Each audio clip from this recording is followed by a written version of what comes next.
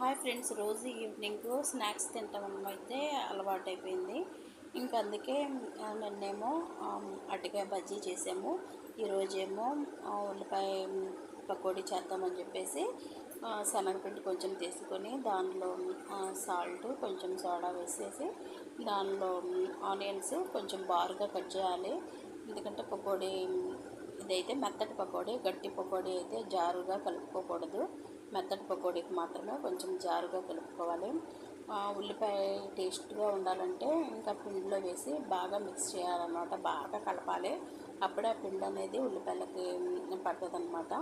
ఇంకా బ్యాటర్ మొత్తం ప్రిపేర్ అయిపోయాక ఇంకా స్టవ్ వెలిగించేసి బాండీలో ఆయిల్ హీట్ ఎక్కాక అయితే మనం పకోడీ అయితే ఇట్లా వేసుకోవాలి.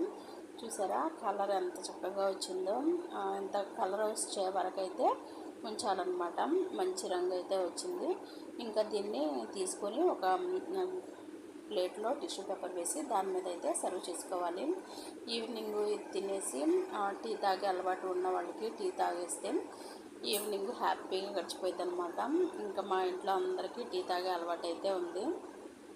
చాలా ఏదన్నా టీ తాగే ముందు ఏదన్నా స్నాక్స్ లాంటిది ఏదన్నా ఇట్లా తినేసి తాగేమనుకోండి, మళ్ళీ డిన్నర్ చేసేదాకా మన స్టమక్ మనల్ని డిస్టర్బ్ చేయదన్నమాట. ఏదో ఒకటి పెట్టాలి కాబట్టి ఇంకా ఈవినింగ్ టైం అయితే మేము ఏదో ఒకటి ప్రిపేర్ చేసుకొని అప్పటికప్పుడు ఇలా వేసుకొని అయితే తింటాము. అంతే ఫ్రెండ్స్, ఉల్లిపాయ పకోడీ ఎలా ఉందనేది కామెంట్ చేయండి. నచ్చితే లైక్ చేయండి, షేర్ చేయండి, సబ్స్క్రైబ్ చేయండి. మరికొన్ని కొత్త వీడియోస్తో ముందుకు వస్తాం. Bye friends.